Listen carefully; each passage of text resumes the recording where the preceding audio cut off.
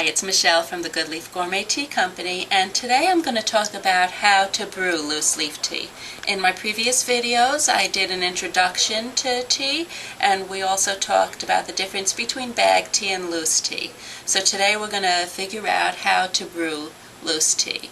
And certainly brewing loose tea can be quite a complicated and elaborate process. There are tea ceremonies in various cultures that are very elaborate, and there are very expensive ways to brew tea, and all kinds of different ways in different cultures to brew tea. My philosophy is I want it to be simple, practical, and economical, and that's what I'm going to share with you today. The whole concept about brewing loose tea is getting the tea leaves in the water and getting the tea leaves out of the water. So basically what we use is a teaspoon of loose tea per cup of tea, and we need a way to strain the tea. One very simple way to do it is just using a paper filter like this. It's like a make your own tea bag. They call them tea sacks. Of course, I sell them here, the Good Leaf Tea Shop. Put your teaspoon of tea in there. Stick it in like a tea bag. Just hang the flap over the side. Simple as that. Add your hot water.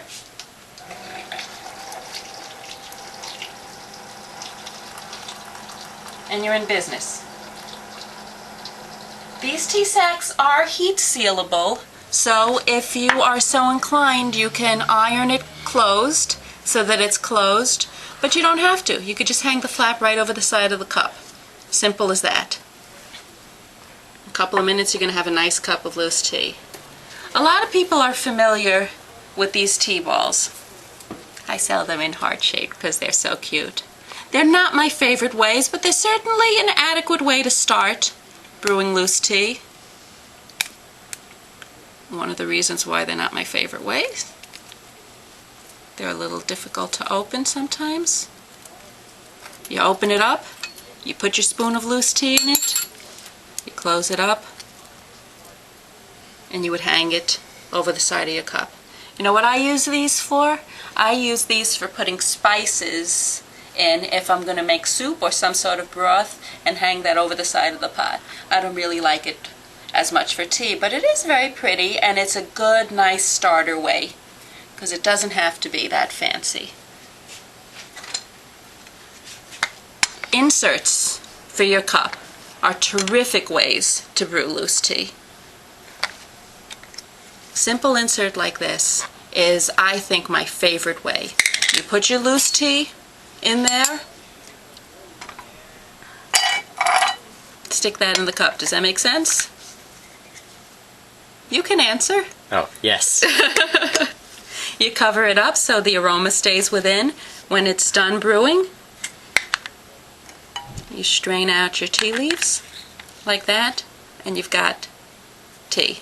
I love this method. You never get any leaf leaking through. It's nice, it's economical. You could stick it in a pot, you could stick it in a cup. You can also get a cup that comes with an infuser like this. I don't know if you could see this well. It's got a glass insert in it. I happen to love drinking tea out of a glass. It just makes me feel elegant or something, and I like to look at the color of the tea. I like the whole experience. I like watching the leaves unfurl. So with a cup like this, you can have your whole experience, but still keep it simple. A couple of other ways I'm going to show you. This is called the Smart Tea Maker. I love this method.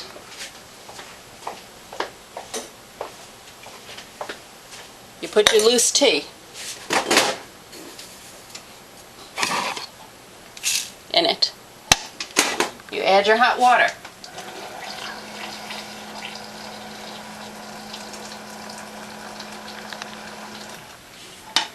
And you let it brew. While it's brewing, it's sitting on these little feet. The leaves are dancing around. The leaves like to have all that room to open up. They call that the agony of the leaves. Some people like to call it the romance of the leaves. The leaves are giving off their stuff. It smells fantastic. This is our Earl Grey de la Creme tea. When it's done brewing, You take it and you put it on top of your cup. It doesn't have to be a pitcher like this. Tea pours out the bottom because the valve opens up. Your leaves stay in there to brew again. Because unlike coffee, tea leaves can be brewed multiple times. Certain teas can be brewed several times. Sometimes I call this the teepee.